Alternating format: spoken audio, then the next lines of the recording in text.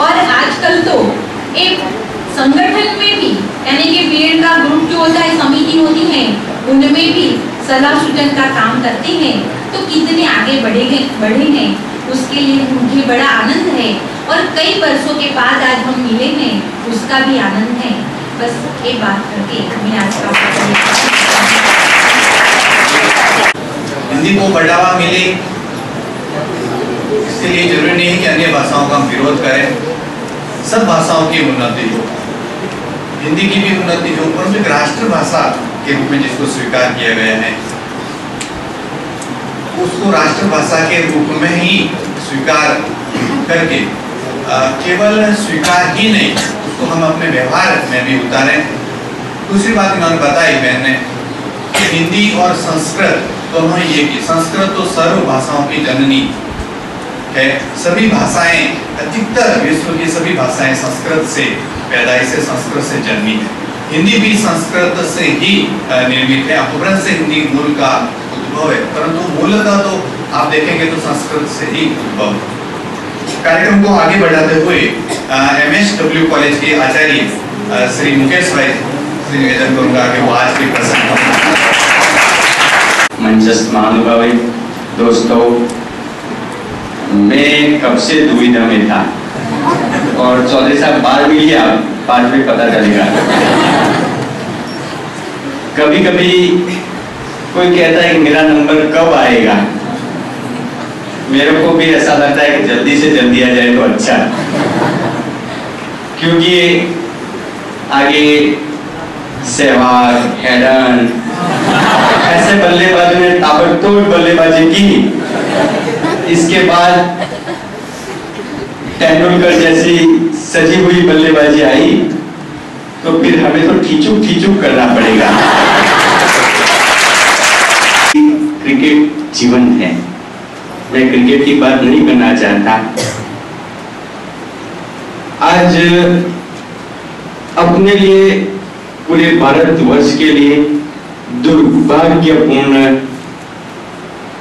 कहा जाता है कि हमें, मुद्दे ने बताया ना कि Mother's Day, Teachers' Day, Parents' Day और एक हिंदी दिन के उपलक्ष्य में एक कार्यक्रम करने पड़ते हैं, क्योंकि अपना जो इतिहास है वो काफी गौरवपूर्ण रहा है। लेकिन कई परदेशी यहाँ पर आए और हमें तहस नहस कर दिया। और हमारा भी एक स्वभाव रहा है कि हम अपना अच्छा छोड़ देते हैं और दूसरों का बुरा है उसको जल्दी से अपना लेते हैं। और ये भाषाओं के बारे में भी ऐसा ही हुआ, क्योंकि संस्कृत तो अपनी जनेता है, सभी भाषाओं की जनेता संस्कृत है, उसको तो हम पूरी तरह भूल गए और हिंदी को भूलने का प्रयत्न कर रहे हैं। अभी पूरी नहीं भूला, लेकिन भूलने का प्रयत्न जरूर कर रहे हैं, क्योंकि अपना सारा व्यवहार अब ज्यादा से ज्यादा अंग्रेजी में बढ़ रहा है। तो हम आज के दिन हमें ऐसा ही संकल्प करना चाहिए कि ये जो चौधरी साहब और विनोद भाई पटेल साहब ने ये शुभारंभ किया है संस्कृत सप्ताह, हिंदी सप्ताह का, कभी उनकी पूर्णाहुति न हो, ये चलता ही जाए और एक दिन ऐसा है कि सब लोग हिंदी और संस्कृत में संभाषण करने लगे, सबकी क्षमता ऐसी विकसित हो कि सब अपने आप में हिंदी को और संस्कृत को आगे बढ़ा सके। कभी चीनाओं को नहीं कहना पड़ता कि आप चीनी भाषा में बात करें, कभी जापानियों को नहीं कहना पड़ता कि आप जापानी में बात करें, कभी पशु को नहीं कहना पड़ता कि आप पशु हो। एक हम ही है कि हमें कहना पड़ता है, हम हिंदुस्तानियों को कहना पड़ता है कि हम हिंदी है, हम हिंदुस्तान है हमारा वतन, ये हम भूल गए हैं।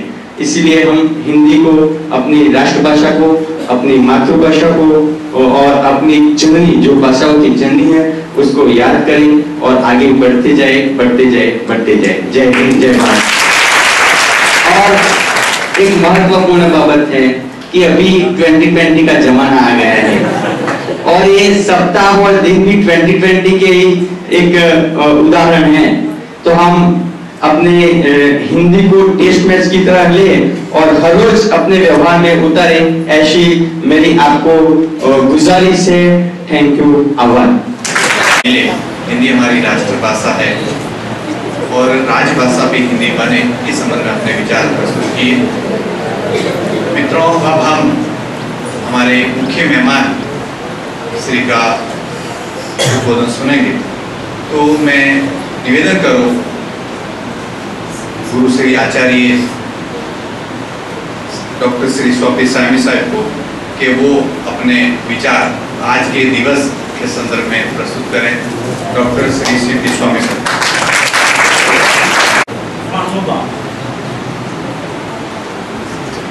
इस संस्था में काम करने वाले सभी कर्मचारियों को मेरा प्रणाम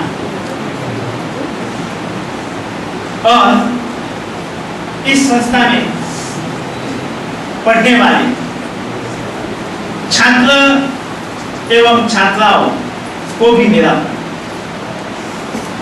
और कोटि कोटि बंदन मैं हरीसी भाई को आज इस संस्था को जब मैं देखता हूं तो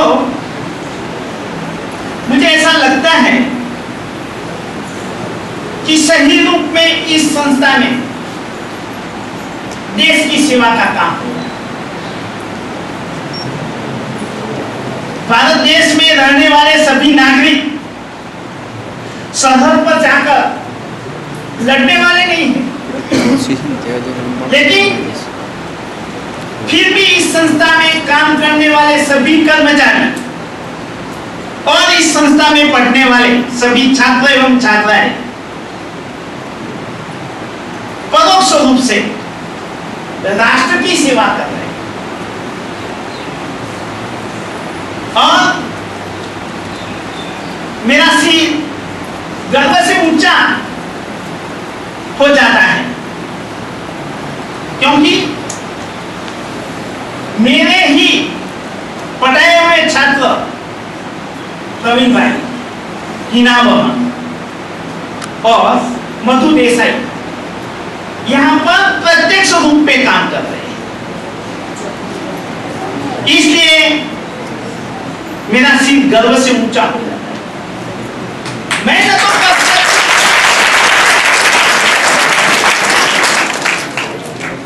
तो प्रत्यक्ष रूप में इस संस्था में सेवा दे रहा हूं, लेकिन मेरे छात्र परोक्ष रूप में प्रत्यक्ष रूप से सेवा दे रहे हैं, इसका गर्व मुझे। आज जब मैं इस संस्था में आया और पिछले 30 साल पहले जब हम साथ साथ पढ़ते थे, ऐसे सहपाठी कुमुद बन मिलते, तब भी मैं बहुत खुश हूं कि चलो मैं न सही इस संस्था में सेवा दे रहा हूं, लेकिन मेरे साथ काम करने वाले इस संस्था में सेवा दे रहे हैं, यानी प्रत्यक्ष रूप में ये लोग राष्ट्र की सेवा करते हैं। और आजकल इस देश में बहुत कम संस्थाएं ऐसी जो राष्ट्र की सेवा करते हैं। पिछले साल मैं अमृतसर गया, उस समय अमृतसर के पास हमारी सरहद है, उस सरहद को देखने के लिए गया। एक और पाकिस्तान और दूसरी ओर भारत, दोनों के सैनिक परेड कर रहे थे। उस समय हमारे देश के सैनिक को देखकर हमने वहां नारा लगाया था, हिंदुस्तान जिंदाबाद, हिंदुस्तान जिंदाबाद। ऐसा ही नारा आज यहाँ के सभी कर्मचारियों को देखकर मुझे हिंदुस्तान जिंदाबाद का नारा लगाने की इच्छा हो गई।